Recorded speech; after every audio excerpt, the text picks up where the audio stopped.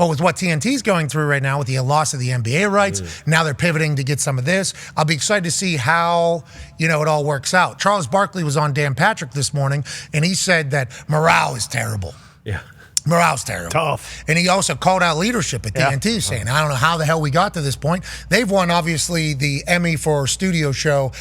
College Game Day and Inside the NBA are the two that are just kind of batting the ball back and forth over the net for best studio show for the Emmys. Now, once again, Emmys, who's voting on them? Do you care about their opinion? Sure. A lot of people do, especially in the TV world. And normally it causes a good representation of what's good, what's not. We all agree that show is awesome, phenomenal. Charles Barkley also said to Dan Patrick that he's approached the guys on the show to maybe take that show underneath his production company so that then they can go license that or sell that somewhere. That is the move, boys. That is the move. And I understand it stinks for TNT fans, but in my eyes, with what they have, and I think I saw Mike Golick's wife. Yes.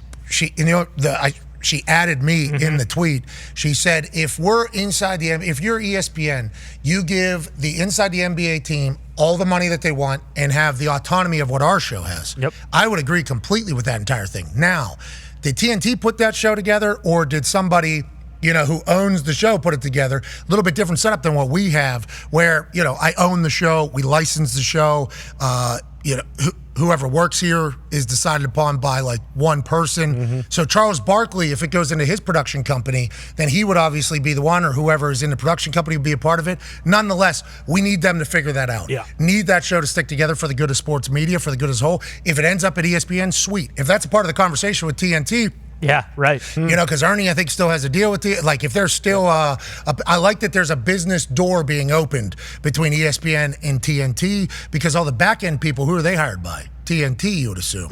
So getting everything else in the business line could happen, but it feels like a lot of moving pieces. We're all hoping that it survives. And TNT might have football people, but it can go both ways too. Like when the college football playoff comes around and they have to do a pre-show for that, it's like, hey, you can also use ESPN people to do that show on TNT, correct? Or would that be another separate? Yeah, I would assume. Yeah. I mean, I just like that the business doors opening between TNT and ESPN, and mostly because of that Inside the NBA show. Right. Yeah, for like sure. that is how we're all viewing it. It's like, hey, there is a property over there on TNT that is the best in the game. So if you're already doing negotiations and businesses, and it's not just the people that are on camera. Obviously, it's all the people behind camera, whoever's writing the blocks and everything like that, with how their show it goes, I assume, is important. It's like, this is good news for ESPN, definitely. And I think for fans of their show as a whole, it's good news as well. Now, their hockey show has also done very well. The golf, the match, has also done very well. So I think they've earned a ton of respect as far as what they do for sports over there.